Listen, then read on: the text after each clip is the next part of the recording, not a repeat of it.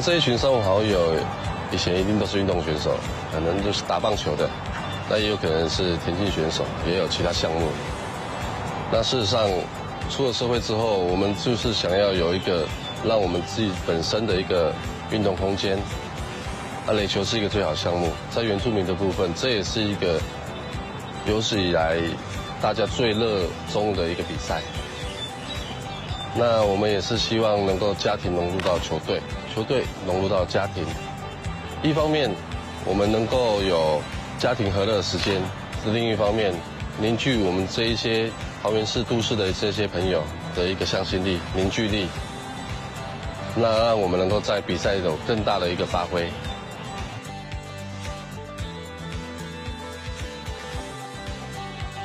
我们打垒球都知道，垒球就只有一个点，如何把这个点打到最好，就是专注。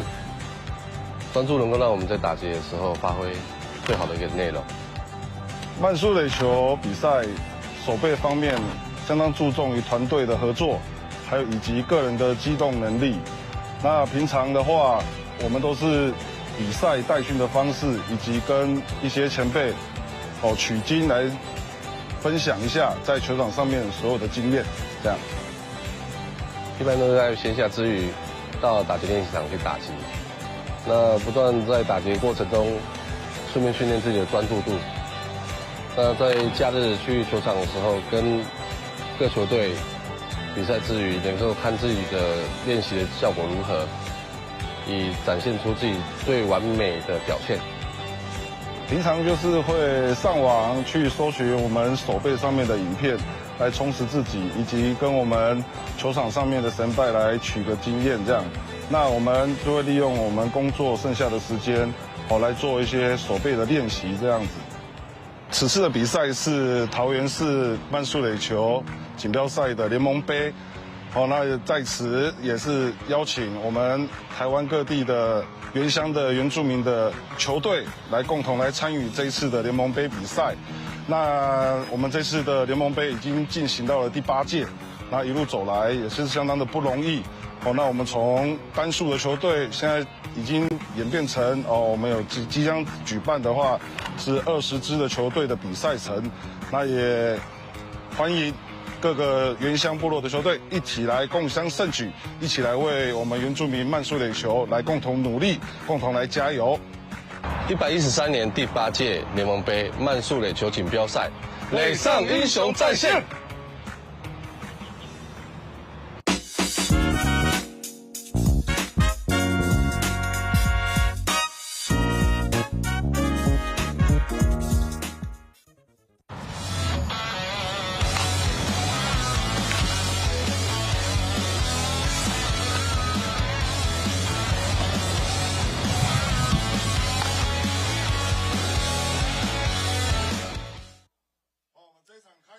各位球朋友、观众朋友，大家早安！欢迎收看由 HubSport 为您转播的桃园市原住民族慢垒新港由桃园市原住民族慢速垒球联盟主办的民国113年第8届联盟杯慢速垒球锦标赛。今年一共有15支球队在7月6号跟7号，在周六跟周日齐聚在桃园青埔棒球场争夺冠军的锦标。我是今天的主播陈凯，跟辛苦的转播团队，望为各位球迷朋友送上2天一共12场的转播服务，也为您在今天的开幕的第1场比赛呢，也为您邀请到了全国的桃园市的原住民族的慢速垒球运动联盟的协进会的主席协进会主席也是之前的多元体育全会办协会的林敬腾林理事长好。好，大家好。对，那么今天这场比赛是在桃园市可以说是到今年已经是办到第8届的原住民族慢速垒球的比赛的锦标联盟杯的比赛，已经办到第8年了。那么今年排了15支队伍的比赛今天是这个球队里面其实应该算是原住民的每一年应该算是蛮盛大的比赛的活动。对，我们的活动是除了我们桃园的球队以外，北县市、南部的县市还有东部县市都会来参与。对，这是我们一大盛事。对，每年的比赛，我们知道原住民其实在台湾的过去看到不管是在棒球或者垒球部分呢，原住民都有非常优秀的表现啊。那当然，职棒只有一少数学人在打，可是棒球是可以打一辈子，垒球也可以打一辈子啊。所以很多的比赛呢，其实可以看到，这个比赛里面，其实慢垒，如果是原住民族自己的慢垒的比赛啊，常常会看到一些昔日的棒坛名将。我想在这2天呢，也会给大家在比赛的时候跟大家一一介绍哈。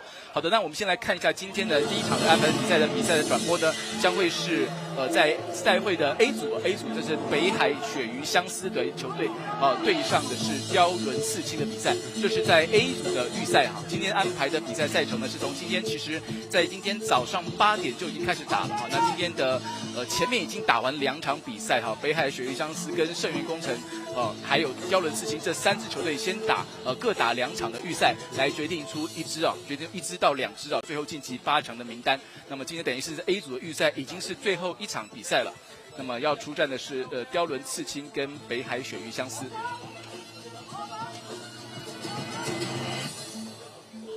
那北海在这个组里面的第1场比赛呢，是北海鳕鱼相思是以16-1先击败了盛源工程。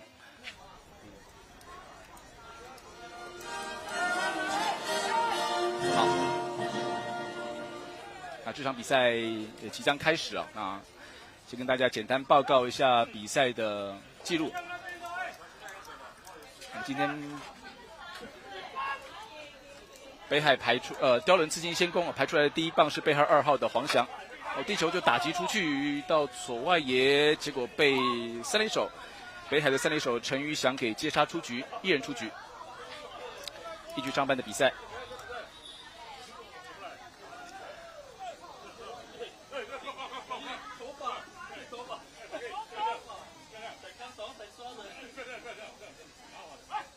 继续看，先看一下第2棒哈，第2棒董仁仪，第2棒出去2垒方向滚地球，接到之后轻松传向1垒，董仁仪出局啊。那也请理事长先来介绍一下哈，因为我看到理事长的这名字我不太会念了，沙伊安亚吗？还是您的原住民族的名字？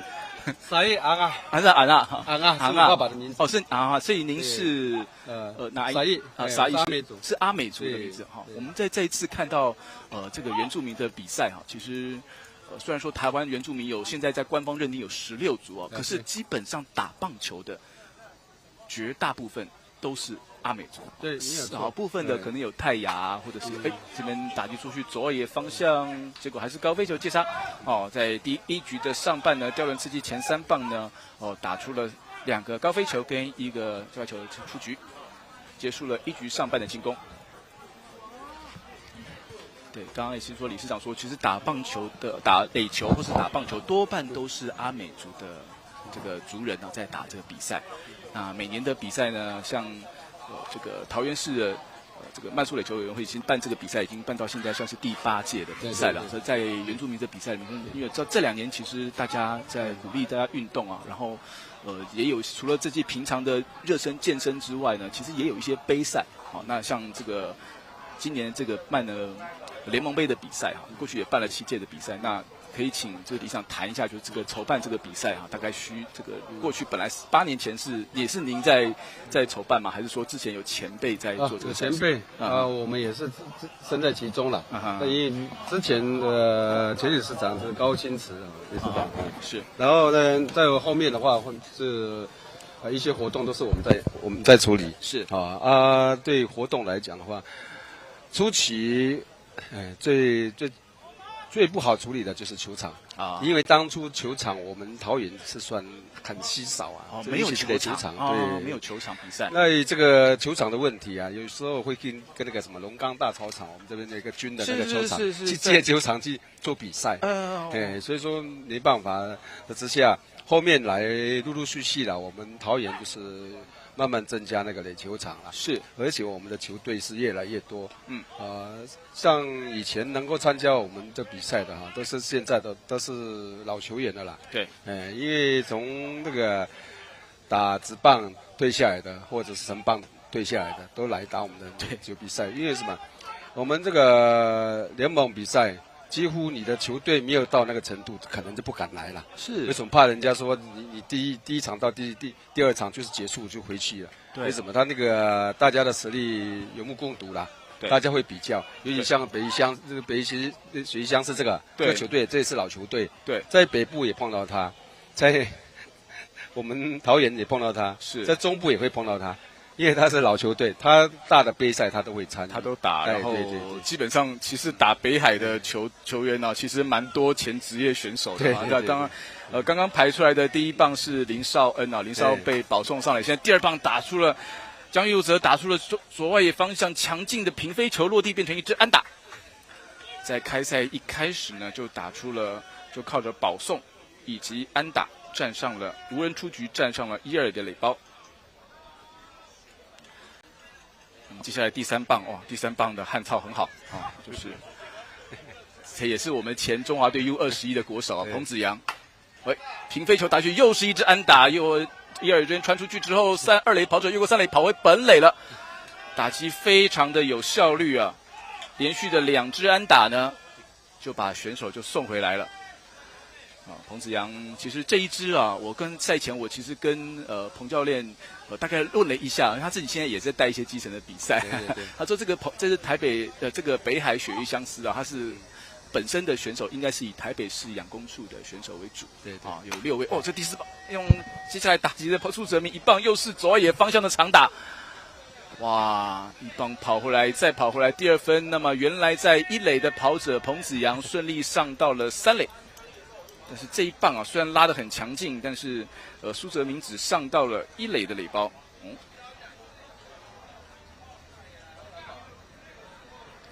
那么原来在前面比赛的开始才打了4个人次啊，已经取得2-0领先。再一棒，接下来第5棒的陈于翔，结果这个球打出高飞球被接杀。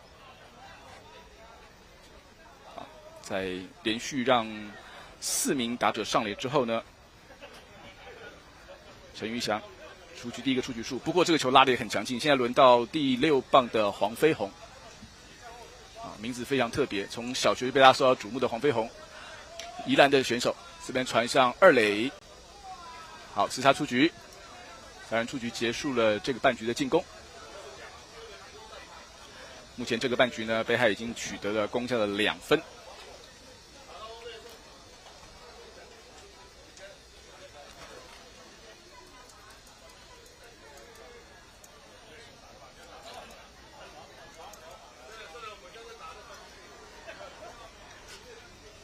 所以请理事长来跟我们介绍一下这次的比赛规则。就是说这次的比赛当然是，如果是比较少看慢垒的选手的话我如果刚刚没算错是2人出局而已。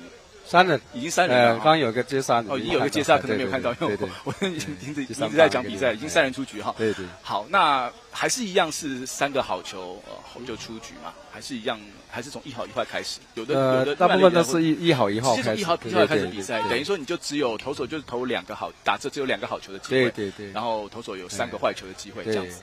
然后打到界外，第2颗打到界外的话，那也算算。对，第2颗界外就出局这样子哈。好，那在这次比赛里面，一共是分15支队伍哈，15支队伍分成5个组别，一组是3队，对，然后先举行单循环的比赛。所以现在北海等于是已经1胜了。那刚才刁伦跟盛元呢也打了1场比赛，那我们稍后请后面看一下比赛第3场比赛的结果，第2场比赛的结果，才能决定这一组能够晋级的队伍。好，这样就是2个都是坏球哈。对，主审比出来的是1个好球，3个坏球。对，再1个坏球就要保送了。对。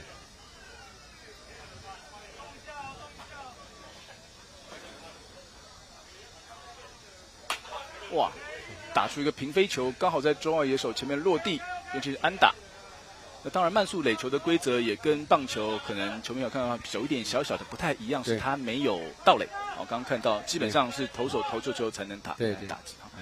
那刚刚理事长也提到说，这个比赛选手其实是需要我们在桃园部分要推展棒垒球运动啊，可能最大的问题就是场地比较不够一点。像这个场地，现在我们看到的青埔棒球场也是这几年呢才慢慢拓建出来的。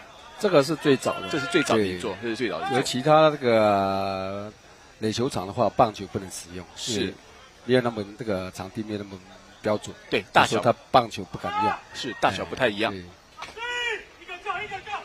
好，现在打出去的潘志宏到一垒，结果吃杀出局，但是前面的刚打出安打的陈志宇呢，则上到了二垒的垒包。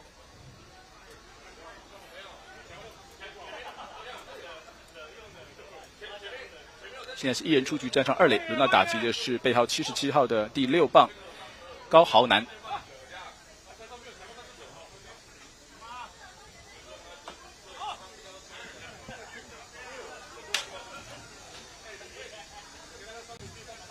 因为也请教一下理事长哈，在去年的比赛里面，我们知道去年也是在这边，也是在联盟杯的比赛，也是在大概在这个时间办哈。对。那我就看了一下整个赛事名单其实去年是18队，对，今年是15队哈。对。那有一些队伍是重复，就是有持续来报名，有一些来报名。好。那这个冠军是来自台中的银席机密了哈，银席机密今年也当然也是要来卫冕这样子。那像北海鳕鱼相思的话，去年就是以这2支在场上来看的话，这2支球队的话，去年北海鳕鱼相思是没有来没有以北海鳕鱼相思的名字来报名啦。对。但是呢，他们其实是球员还是有来打这个比赛，只是可能赞助的单位不太一样哈。那盛源的话，就是去年就是有来报的比赛。如果以队名没有变的话哈，就是一共是有6支球队是包括银席还有在荣隆建材还有塞夏法尼斯等等有6支球队是去年就有来报的。对。其实很多球队都是更换的队名而已。对。球员都一样。基本上在理事长看就是说。理事长看到就人员是重叠的，当然每年还是会有一些新血进来。对，有新血比较多。我这次看的赛会报会的名单，除了看到一些比较这个年纪就是一些我们比较熟悉的职棒选手之外，我甚至还看到了像洪振清我有点吓到。洪振清洪前辈是我们的职棒味全龙的第一代的游击手所以说他如果年纪没有他今年62岁了。对。所以这个比赛其实是没有什么年龄的限制就是说当然你18、19岁可以来打然后60岁我们也是可以来打。我当然相信洪振清应该还是大家职棒球迷耳熟能详的以前味全龙的这个著名球员。好，这边打击出去打到了外野落地，但是有没有办法传回来呢？来不及成功的把球捞到了外野。刁人刺青在2局上半追回了1分。那在这个出局数的情况下这棒就是很明显就是要把球带到外野去，那考验外野手回传的能力。因为是慢速垒球的关系其实对这些选手来讲，这个跑步3步就跑到了。好，接下来打击的是第9棒胡俊赫。那我们现在在场上一垒还有跑者，但是应该已经2人出局了。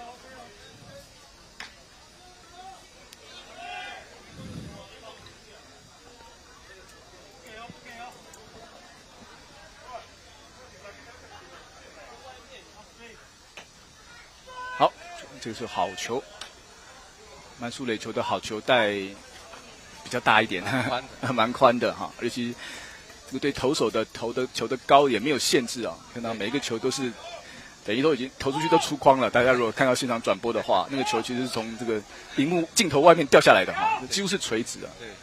所以那时候我去请教一些打者，他们说，那你其实只有一个点要打，你要打慢速垒球的话，就是挥让出去的话因为你是平的挥 ，OK， 你就打球出去，打到了左外野方向，高飞球接杀，好的，现在是3人出局，结束了刁伦在2局上半的进攻。那这个半局呢是攻下了1分，目前比数是1-2。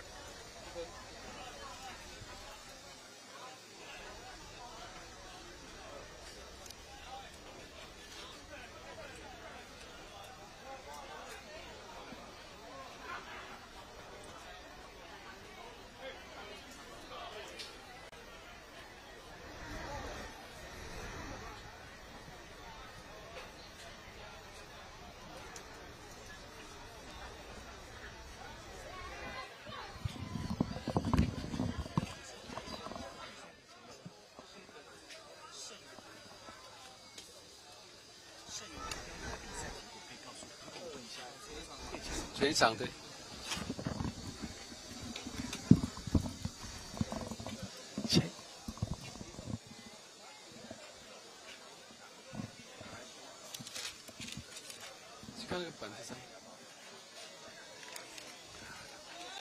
好，那现在比赛要开始到了2局的下半啊。那当然，慢速垒球的比赛的打法也比较不太一样哈。这场比赛是从上午大概10点开始进行比赛的哈。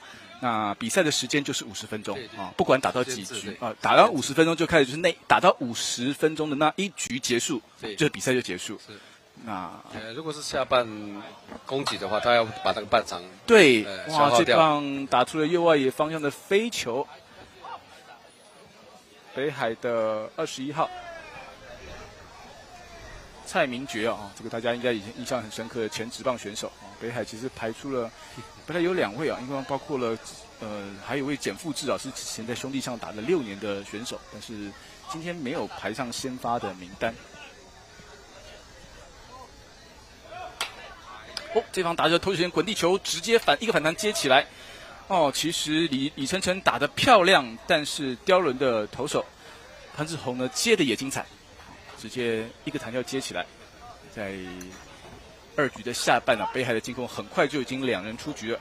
然后打击的是第9棒的林汉，哇，这个如果对业余棒球很了解的，可能稍微有点了解的球迷朋友应该也知道林汉啊，林汉是我们台湾在过去在河库队啊，以及在好像。不太确定，我等一下最后再去问一问好了，因为有的人这个人名可能一样哈，但是不知道是同一名这样子。好，这帮打了一个界外球啊，那按照刚刚理事长说，就是慢速垒球，一个界外球打一个界外球 OK， 第2个界外球啊就要判出局。好。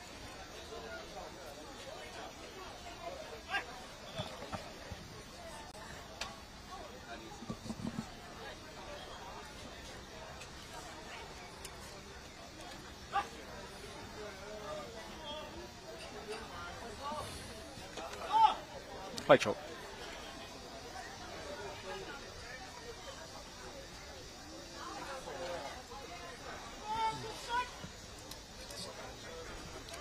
好，那接下来在继续的这个半局进攻里面，林汉调整脚步之后，那个球挥棒出去，左外也非常很深远的飞球，还在往后退，没有办法接到，这是一个长打。林汉已经跑过了2垒垒包，在2垒包这边停了下来。哇哦！哎，这个球转接球似乎又有一点点不稳，但是呢，林汉跑了2步哦，看起来球漏的不算远。哇，这棒是今天到目前为止打得最远的一棒哦，看起来击球的重心点还有一点在前面，但是球飞的是越过了中外野手的预期啊。其实，刁伦的中外野手陈志宇啊，如果再退后面一点，可能有一点点机会接到，但是没有。好，接下来2-2出去之后呢？这边打出了3垒方滚地球，传向1垒出局，3人出局，结束了2局下半北海的进攻。虽然林汉打出了一支长打，但是没有办法得分，留下2垒的残垒。目前是2-1领先了刁伦刺青。好的，那我们也谢谢理事长哈，跟我们看了前面2局的比赛啊。等一下有机会可能再请理事长过来跟我们来聊原住民的慢垒发展的情况。谢谢理事长。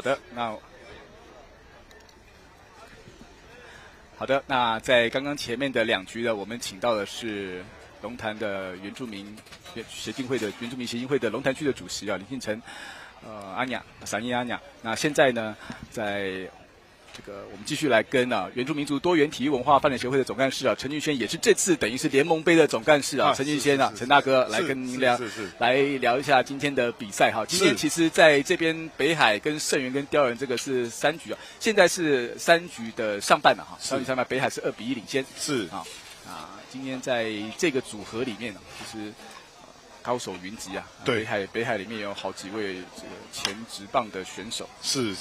盛源工程也有一位黄宗义啊，但是我刚看好像应该不是对，没有那个，应该不是那位这个黄宗义，对，非那个黄宗义，是，对，所以我刚刚看到林汉，我有一点点觉得我不太确定，因为我刚刚赛前没有办法每个都问到哈。是，对，这个林汉不知道是不是现在合库的林汉哈。好，那也请总干事谈哈，就是今天这个比赛我们1年1度的盛会哈，对原住民来讲，周末打棒球应该是蛮普遍的休闲活动啊，对，蛮普遍的。因为现在不管是在我们原住民或者是在台湾我们慢速垒球的活动，现在真的是非常的盛行。是，现在真的很盛行啊现在算是一个很高端的一个运动啊，很高端的一个运动啊。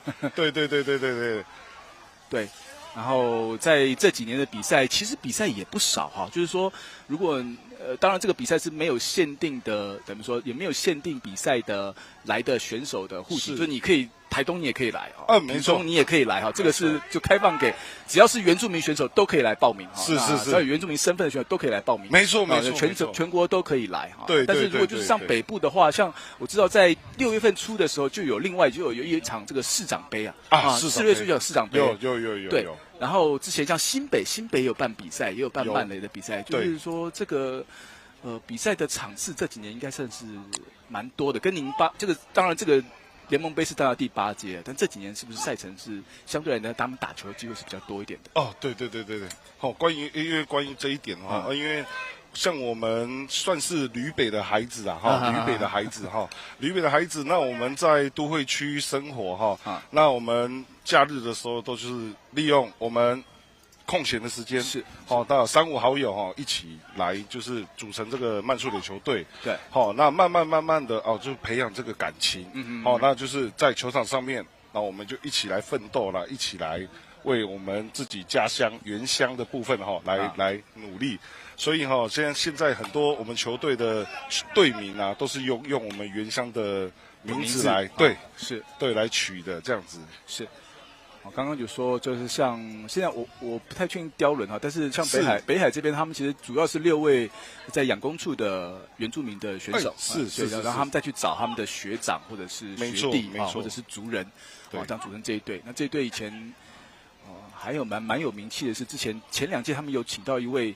陈品学成名的旅外选手，然后后来打慢垒，他后来到打慢垒，他就不当投手，改当野手哇，对，支全垒打，每几滴都夯出去这样子。对。这次他们说是没有陈品学是没有报啊，不过就是说就是看大家，因为也是要看每个人个人的时间有没有空。是，就是说这个原住民的比赛，这种假日的杯赛，有时候跟一般我们所比较熟知那种棒球不太一样。这背后有藏一些故事是藏一些故事因为像北海他们基本上都是以我们非原住民的，就是我们汉人的部分他们当初是以主攻汉人的部分是，但是他们后来发现说，原住民这一块部分。很像大家对这个原住民这一块部分越来越注重所以他们的企业就是后来也是对原住民这一块也是非常的注重，等于说所以他们这一支这个球队就是以原住民的球队为出发点这样子，所以正常来说他们是应该是。据这边大会了解的话他们就是有2支一支就是他们就是品学刚刚主播这边说的品学对哇。对这个非常精彩。一棒敲回来，2位2、3垒跑者的情况底下呢，雕轮的29号董仁仪一棒敲出了一支左外方的2垒安打，所以一棒把垒打回来，所以现在就取得了2分的领先。反而落后，反而超前了，就是所以他们本来就是有慢垒队，但是后来因为有原住民就再组了一支原住民。是，因为这个原住民族。这次的联盟杯的比赛就是只限定原住民可以参加，那其实人就可以选择人就是少很多。对啊，因为他们其实自己本身都有在办比赛前年我记得疫情前他们有办在台东原乡办一个北海杯，是办在我们台东原乡的部分。好，这边就再一次安打之后上到3垒，再直接传回本垒，但是传回本垒之后又歪了一点。董仁仪打完以后。宋天军呢也打出一支安打，那么送回了陈志宇。恭贺陈志宇啊，那再跑回了1分，所以现在变成了4-2。在3局的上半啊，攻势不断。连续这2支安打，这个安打其实打得不是很结实，但是落点还不错。那么因为是2出局之后啊，所以跑者都 free 啊。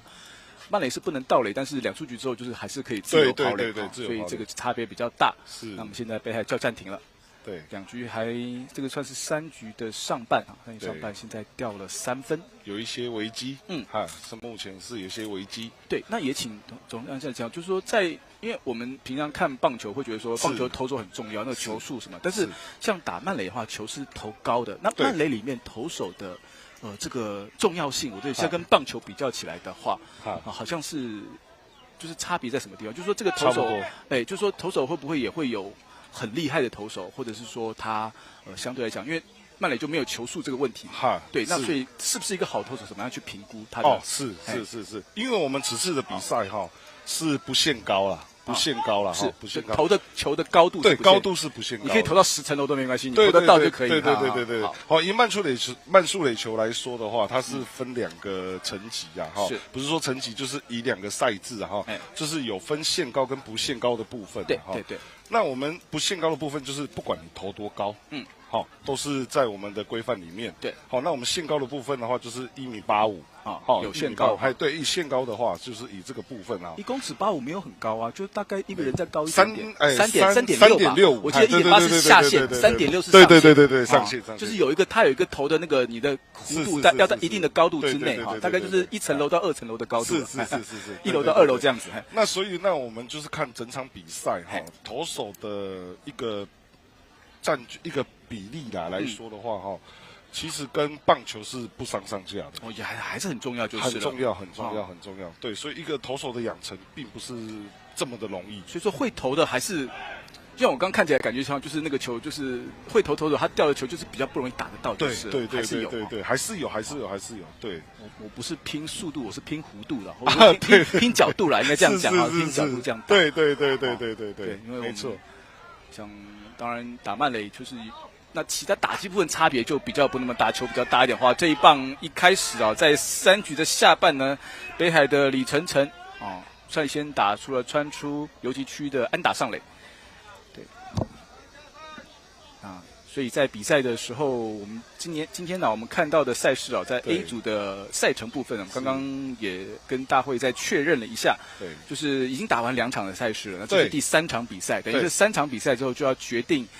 分组冠军一定可以进8强，然后就是还有3队，因为五组嘛5组的分组冠军直接进8强，另外还择优3队，3队，对。所以目前来讲的话呢，在这一组里面，第1场比赛北海鳕鱼相思是以16-1击败圣元工程，是，但是第2场呢，圣元是以14-5击败雕轮刺青，是，所以这一组这场比赛就还蛮关键的，蛮关键的，就是说如果说雕轮刺青可以像目前是4-2领先嘛。是，如果是真的还能够继续保持领先，就会变成互咬的情况。对就要来比较这个得失分跟净胜分这样子。对，没错。那如果说雕人刺青，如果是北海获胜的话，那北海就是2胜，然后圣元就是1胜，对，就是雕人就是被淘汰，那就看圣元有没有机会在后面再去比这个得失分，这个得失分的情况。好，所以现在等于是比赛，因为只打1个小时而已现在也到了10点42分了是，所以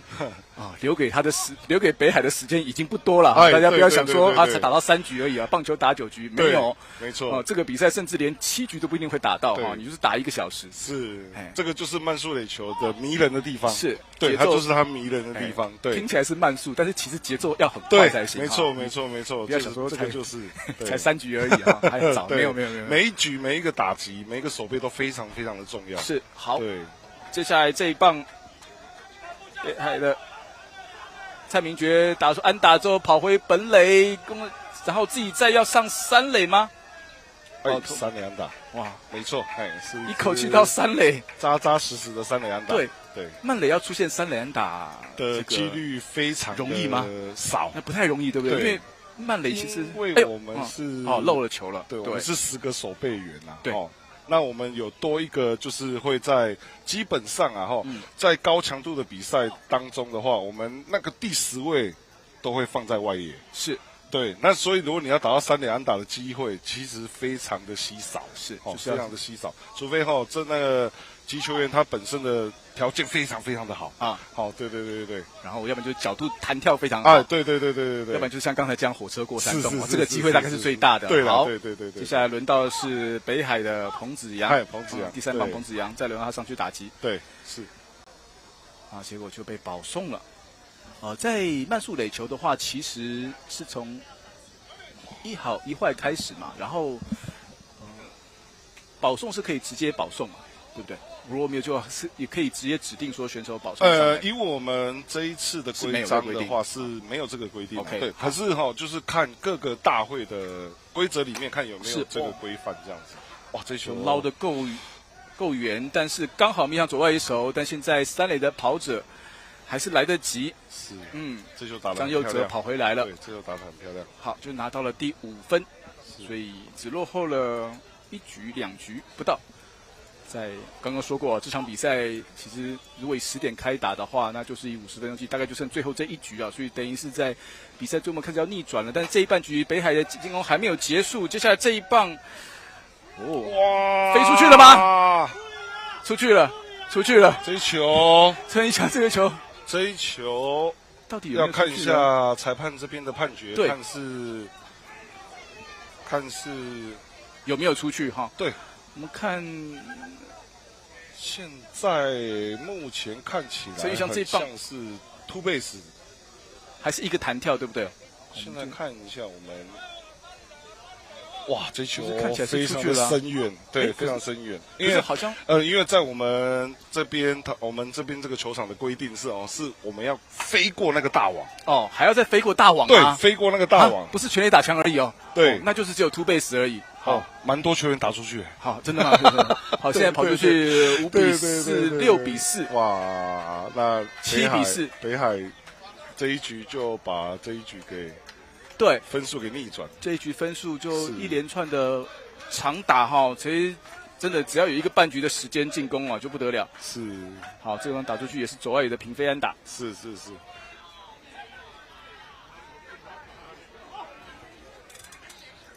好。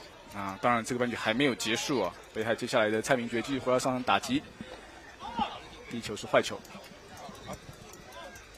但是在这个半局里面呢，已经攻下了5分了。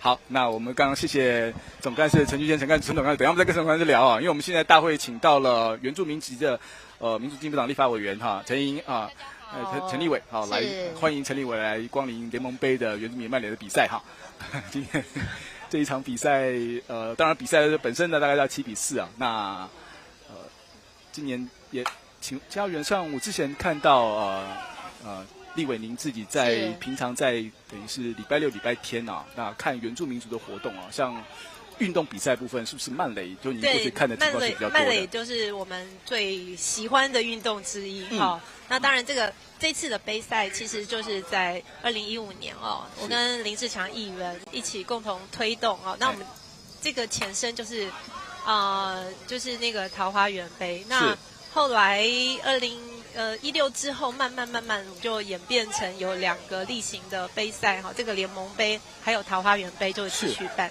所以我们对这个杯赛，这个慢垒的比赛就特别有这个情感。因为这个那么多年，看2015年，但明年就是10周，10年了。对，因为我们看大会是颁说今年是第8届，但是我想中间可能因为疫情的关系，对，可能有1年没有办法留下来举办。但是实际上这个赛事本身就更名之后都已经有10年左右的历史。对，而且在联盟的成立其实也要筹备，也花了一些时间。对，我想刚刚我也跟前面总干事提到说，其实大部分原住民朋友现在来参加比赛，就多半他自己有自己平常的工作，平常的自己日常的生活。但是你要办比赛，我们知道赛前要去做准备，要筹备，要抽签，要报名，要处理很多的程序那刚刚也立委提到说，像这边的话，桃园地区的话是原住民的平地原住民的立委市议员就是林志强。我刚刚一直也看到林议员也在这边。其实我们在推动的时候他那个时候他还就是说我还那个时候不是立委那他也一段时间也不是艺人，但是我们就是一直在推动哈，不管有没有选上，都是在推动这个体育活动。是。所以像立委您跟议员的话，这样平常像原住民的这样子的，等于是平常的各式各样的活动的话，大概您的分工是怎么样？或者说您，因为我不太了解，你有选区这样的，还是好像没？您的话又有选区吗？对，我选区是全国啊，但是因为桃园目前已经是这个全国第2大的原住民城，是第2个故乡了哈，很快就会冲到第1名哦。那所以分工上当然我最大的功能就是去找经费哈，对，然后找一些如果有一些企业好朋友，好，那议员部分当然这个在联盟成立之初哈，他把整个这个队伍都整顿起来，是也是蛮辛苦的。对，我想这个我意思说，任何比赛你要办到8届，然后一队也是有个14、15个，多得到20个人，然后你要走个几百位原住民的朋友哈，那大家都要齐聚一堂来比这2天的赛事。其实是不太容易。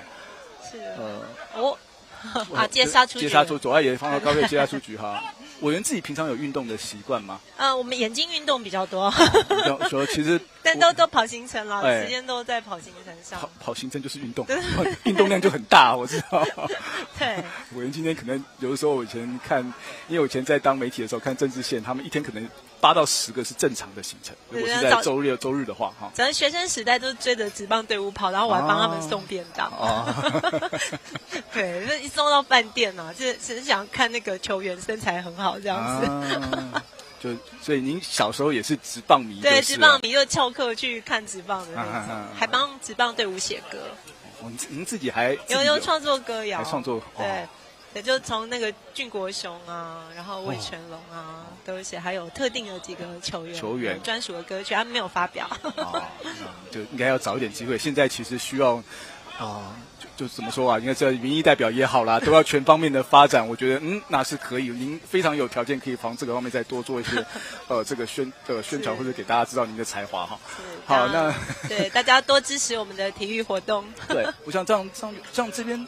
您应该会有，因为我看到还有像味全龙队，应该是我没有看到，好像还有洪振清吧？我有点印象有点深，我有点吓到这样子。就是前辈那个是我在当学生的时候，他就已经在当味全的游击手了，就现在还继续在这边打。像这个曼垒是没有年龄的限制的啦，对，没有。对，我们早期很多的球员就是在打棒球，那后来就是有这个失误，对。好，没关系。最后这个半局因为现在按照比赛的时间的话，这个应该是最后一个半局了啦，最后一个半局，然后就要看大会打到哪里。对，我觉得这个杯赛一直慢慢进步，从一开始很阳春，然后到今天有这样子的这个转播，对，我觉得还蛮棒的。是。对，还头一次做这样，感觉好像我是球评。您可以还好一下，您想如果没有专业的在旁边，我不敢。可以先让委员先来转播一下，这样我可以先不说话，这样子。现在正在垒上打击的是1号，什么名字？所以这个就是要专业，这边要摆在这边哈。可是他的头盔28号，然后衣服是1号，所以他到底几号？通常来看的话，因为头盔会大家共用，通常还是看背号。那背号的话，这边他现在应该是换代打了。1号的吴俊文，他还有代打，他这个背号是在这边。那正常来讲，今天因为赛前这个场次其实有点调整，因为一开始本来想说今天的10点跟打完开幕10点到10点半开幕点之后打这场比赛，后来其实因为赛程的关系我们就把赛程调整过来，今天打这一场，后面再开幕点也是要请委员多看。对，我们原住民都还蛮弹性的。对，所以我在赛前做准备的时候有一点点仓促，虽然说因为我只拿到欧打单我就开始，通常就是厉害的就是这样子够专业，所以我们大概。今年10月份根源杯的棒球比赛在台东，搞不好也可以请大家来帮忙转播一下，这还不错。我后来问到，其实像原住民现在，当然这个比赛是桃园算是地区的比赛，但是其实因为明年的3月份有全国原住民族运动会，对，这个算是原住民族每2年一个很重要的一个盛会就是。像我看田径，甚至有人在那边破全国的，因为会有一些真正的现役选手来打。那像曼垒这个项目的话，原住民运动会也是很重要的项目，那各个县市都很重要这个比赛。所以像今年现在是大概才7月左右嘛，可是有一些球队他可能现在像各县市要办选拔赛的话，可能就是在9月、10月左右就开始要办，对，没错，对，所以现在对这些选手来讲，如果我是想要打明年的原住民族运动会的话，我要各个县市选拔，我要先选上嘛，所以等于是这个重点是要热身赛一下。他们因为我问了一些选手，他们说以他们因为其实办垒比赛很多，可是专门否原住民的，其实就相对的数量没有那么多。这个大概是最后一个，就是纯原住民的。当然后来你还是可以打一些其他的杯赛了哈，还是可以少有，但是那个就是可能，比如说要以全部的原住民的族人要培养默契，或者是怎么样的话，可能这场比赛是最后的机会啊。所以这个是在这次联盟杯里面啊，在整个的我们说，其实我们慢垒也是要打球技的哈，球技好像这个鳕鱼相思，北海鳕鱼相思这一队哦，他们也是一直从新北一直打到桃园来，对，跨区。我之前看到其实5、6分都蛮多的新北。杯，然后我们之前桃园市还有一个市长杯啊，桃园市在6月初还有一个市长杯。其实北基共同生活圈啊，有时候因为桃园其实还办得不错，所以他们有时候新北就会拜托说开放一点名额，让他们来参加这样子。他们说其实就比赛本身其实就是看经费啦，经费多了我们赛程就多一点来报没有关系啊，尽量努力满足大家。谢谢立委支持，谢谢委员支持啊，原住民的这次运动的活动，因为这个比赛。就是很多，当然啦，其实说其实原住民的运动的天分真的非常非常好。可是说能够在等于说，因为选手生涯毕竟是有限，不管是什么项目啊，所以我刚刚看到这次的报名的选手里面啊，除了本来就是棒球底的之外，没错啊，有这种青少年是打曲棍球的。有练田径的，对，其实今天都在比赛，我们就随便打随便厉害，就是没有都很厉害，好不好？就是虽然可能本来在学生时代或者选手时代，可是其他项目的选手甚至是国手，但是呢，我们退下来打个棒球或者打个慢垒哦，不得了，还是一样不得了啊！这个随便打也是一棒一棒往外面夯出去哈，这个是我觉得这是很特别的地方，就是你其他的项目，你说要特别替族人去办一个田径赛，可能没有那么容易啦。我的意思说就是。慢垒就是一个刚刚好啊，它在技术上的要求，在体能上的要求哈，然后年龄上没有太大限制。这边左外野方向很深远的飞球又打过了防守球员啊，但是这个球是弹跳出了场外。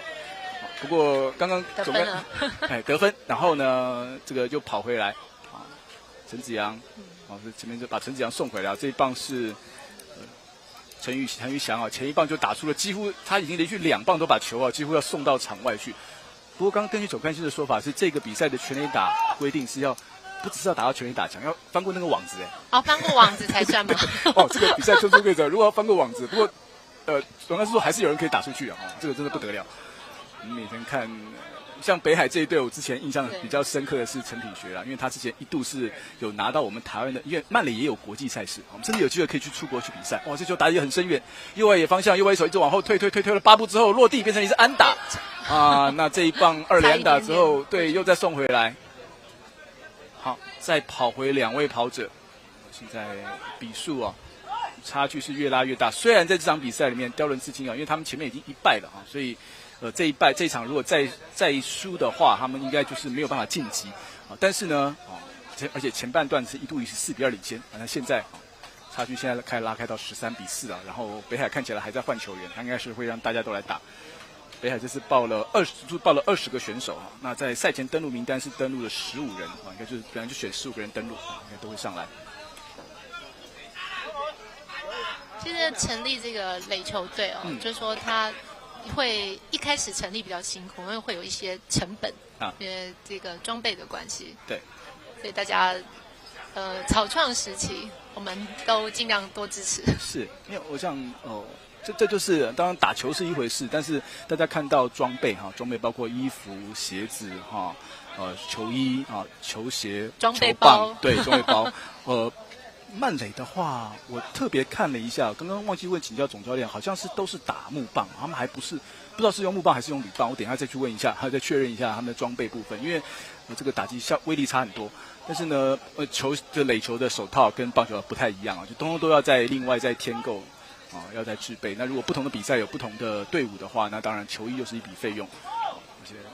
但是我想能打球是最开心的啦。我就觉得这个他们这个比赛今天的话是每队至少是打2场，然后明天可能还会有8强、4强，乃至于最后的决赛，可能还最多可以打到5场比赛。这边一棒打的3人右方滚地球，这一个时间没有接好，挡住，但传2来不来得及呢？结果也没有接好，又还漏掉球。而跑者继续再往3垒冲，上3垒，那么跑者再跑回来。在这个半局啊，其实守备部分呢是比较可惜，而且应该也达到了提前结束比赛的门槛了哈，所以全部的比赛最后是以14比4哈，因为差到10分了。最后主审跟我们确认了14比4。那这场比赛呢，北海鳕鱼相思呢就以14比4击败了雕人刺青那所以在这一个其实开幕典礼还没开幕，不过其实这个 A 组的预赛已经打完了这个大型的综合赛事都是这样子很多那种比赛赛程比较满的都是这样子办就是看之后的巴黎奥运也是足球都会先开始踢好，所以这个比赛呢，当然我们也恭喜北海在前面，因为前面已经拿下了2场的胜利前面已经先后在前面第一场比赛的16比1击败了盛元，然后在14比4击败了雕园。那么也很谢谢委员今天来跟我们来委员来我们这边的联盟杯的比赛的这个替我们加持，替我们鼓励希望委员多重视我们原住民的这个运动的比赛的机会我是创赛员了。是，谢谢委员对联盟杯的贡献，谢谢委员。好，谢谢你，谢谢。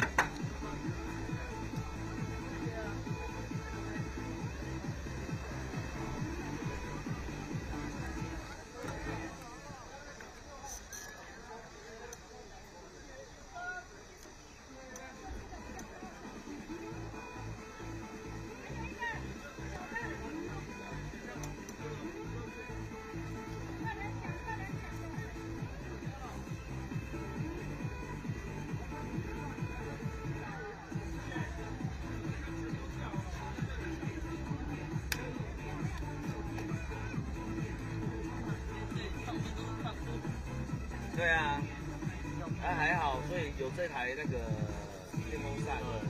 对啊，你要拿那个涡轮扇。还好，对啊。有，还是蛮丰富的，这样。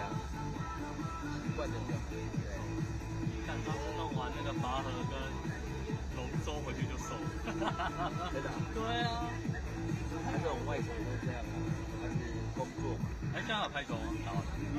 排球？戏排啊？戏排我们只有做传输而已啊。对啊，我们没有。对，比赛下个月吧，有那个什么杯啊，忘了。出口杯。登峰造极还是什么？哦。但是现在表定是有。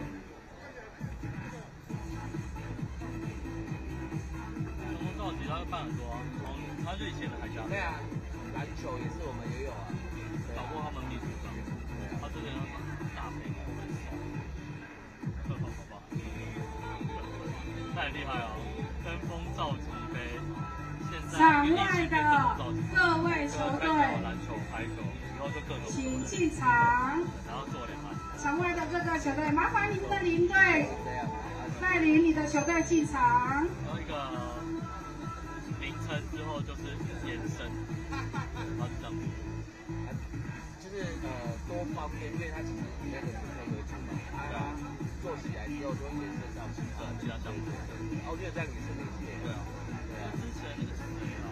他做海峡杯的时候有好处，他说他做球，因为那个后来上海论坛搞吧，因为政府单位没办法直接对大的项目，就是那个民间项目单位，所以他就刚好是。各位领队，麻烦您带领你的球队进场。我们开幕典礼即将开始，因为天气炎热，所以呢，我们用最短的时间来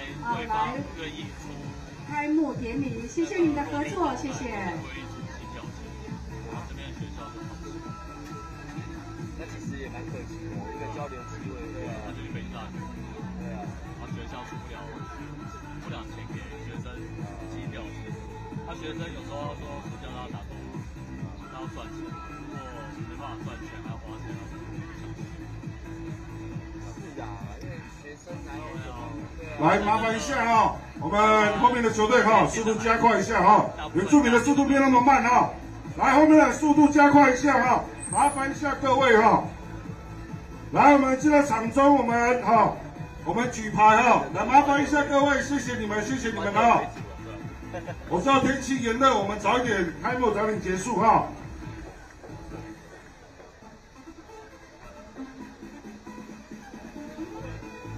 好，来，速度加快哈，我们速度加快哈。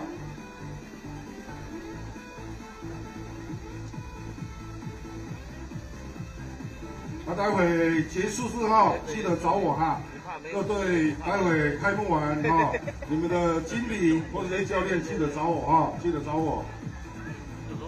来，我们在公园那边的球队哈，尽速移到我们场中央，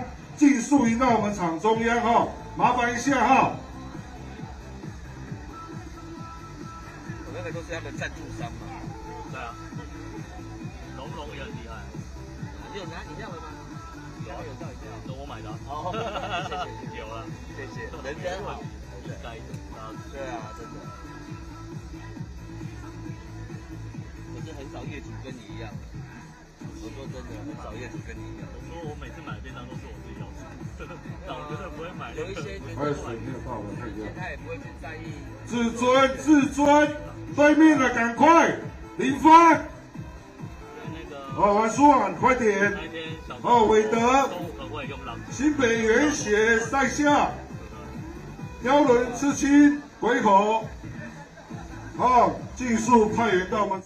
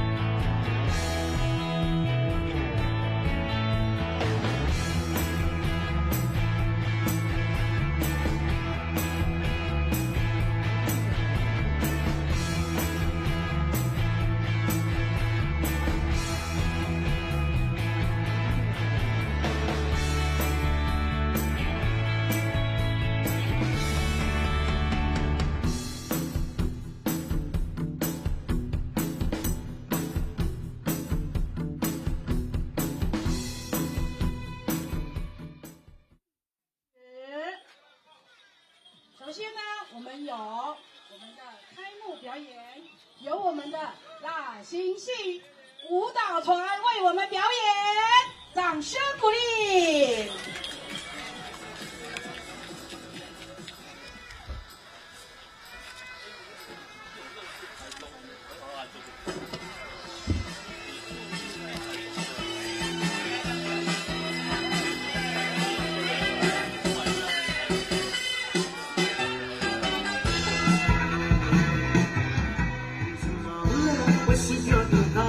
来，后面的球员给他们掌声，耶嘿！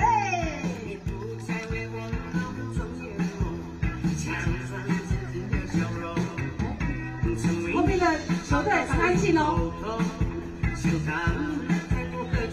耶，有嘞！哇！你说你要陪我去走出你的路，傻傻的我在这里等候，过去无数个春夏秋冬，直到你忘了我。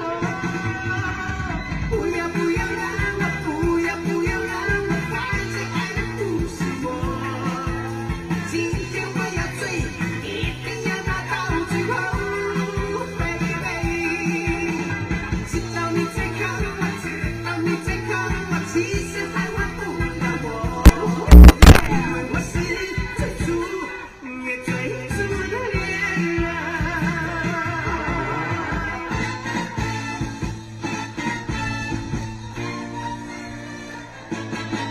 冬天吹来一阵微风，在这冰天雪地爱情在闪烁，我们相逢，冰雪中梅花将眼挂枝头。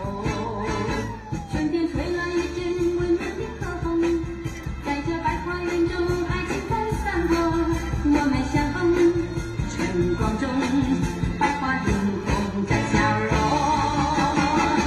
不管是寒冬，不管是温暖的阳春，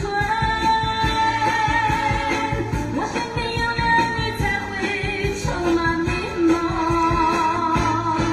秋雪不觉得多少寒冷春风，有嘞有嘞，寒风也好，春风也好，爱你的笑。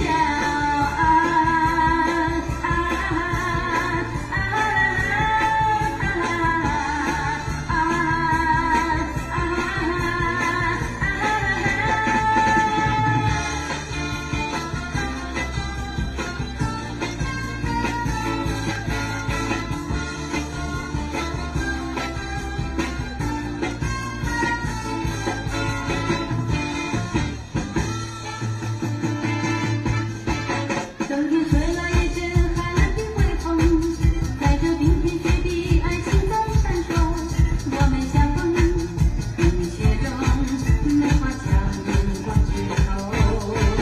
春天吹来一阵温暖的和风，在这百花园中爱情在散落，我们相逢，春光中百花迎风在笑容。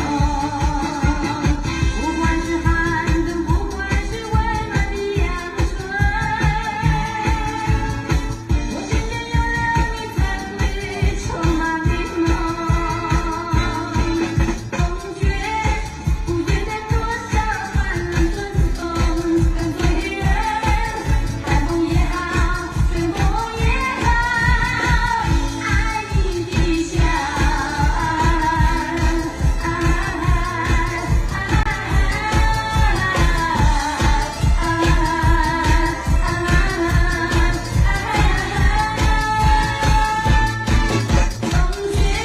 哎，来，我们的球队可以来一点互动啊，跟着我们的啊喜系的队长一起跳，一起互动一下啊，一起啊，虽然很热，可是我们老喜系的舞蹈团也是非常的热情，然后不要不好意思。呜呼，耶，起来！我知道很热，可是他们的热情也是代表你们的热情啊！我们的太阳也很热情啊！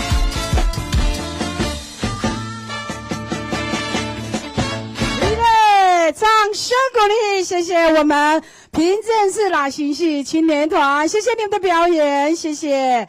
接下来我们介绍一下我们的来宾以及我们的，首先我们介绍一下我们的大会主席，也就是桃园市慢速垒球联盟的理事长林信成理事长。接下来我们还有我们的前任我们的荣誉理事长高清池先生，以及我们的立法委员陈颖委员，以及我们立法委员黄仁服务处的处长吴军，以及我们桃园市服务处的主任陈泰宇先生，还有我们的我们在地的也是我们桃园市议员林志祥议员，以及我们新北市原住民族棒垒协会理事长刘明旺旺叔，欢迎的莅临，以及我们桃园市体育总会我们的主任委员，请问一下您在哪里？我们郭主委郭主委他不好意思今天真的也是非常感谢我们的体育总会能够让我们有这样的球场也谢谢他们。首先我们邀请我们的理事长致辞。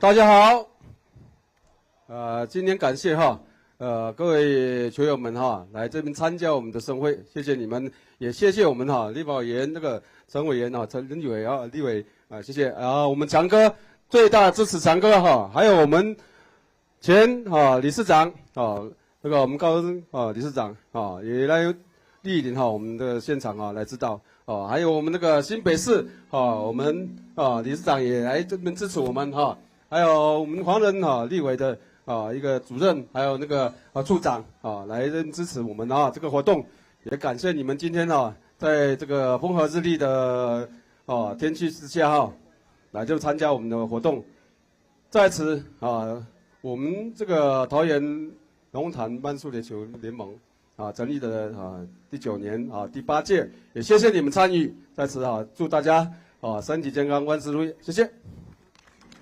接下来由我们的陈颖委员致辞。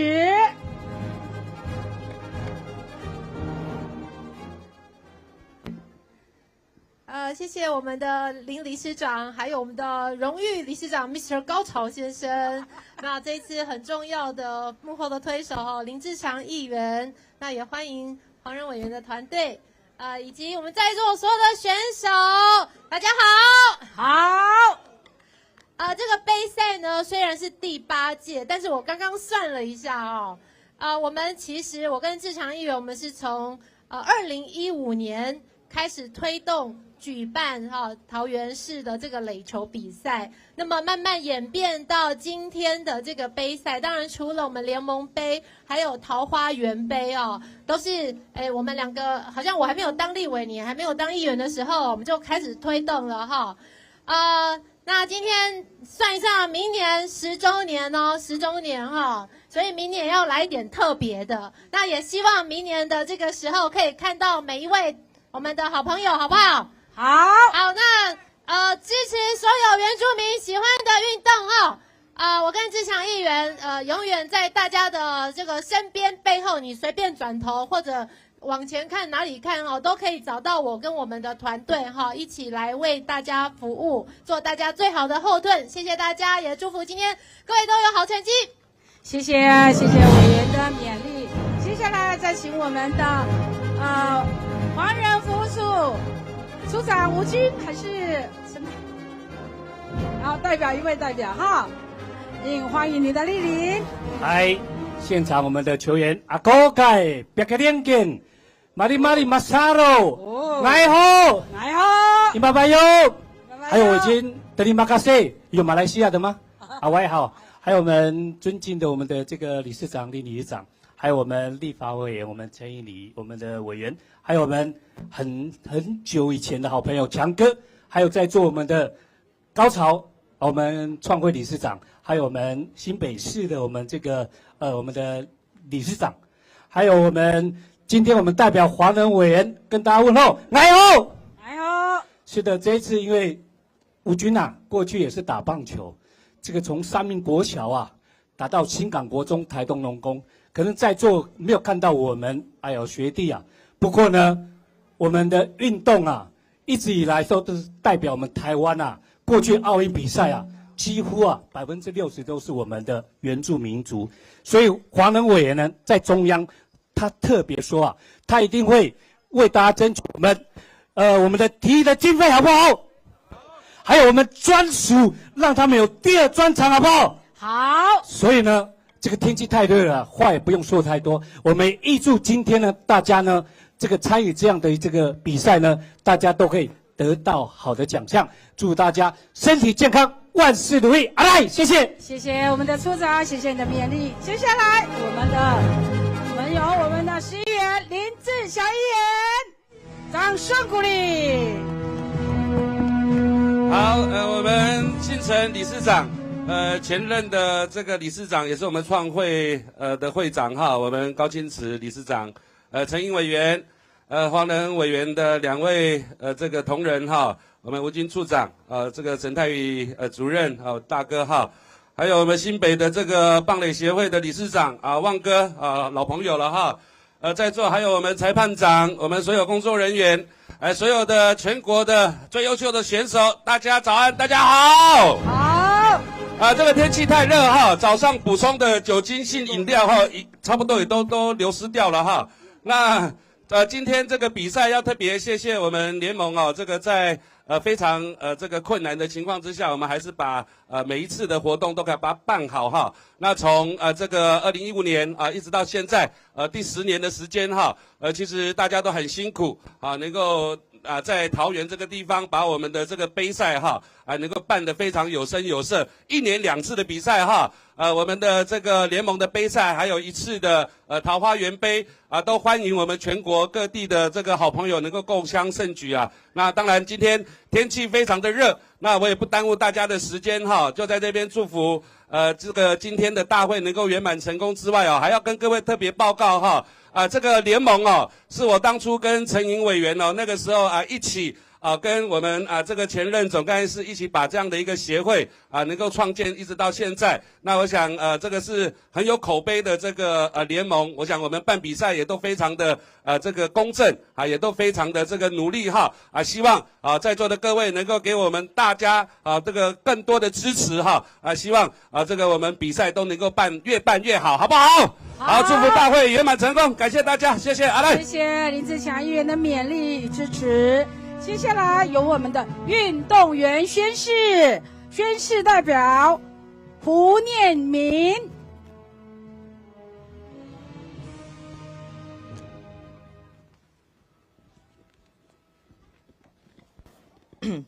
全体队员立正。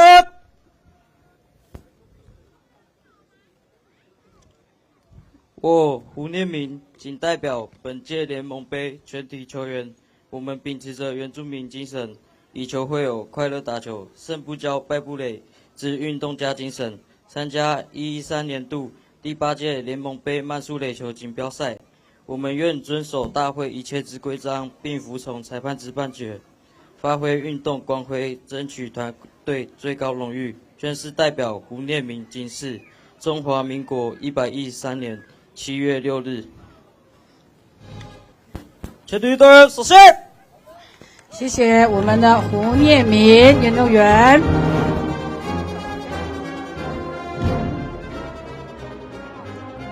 好，我们开幕典礼礼程。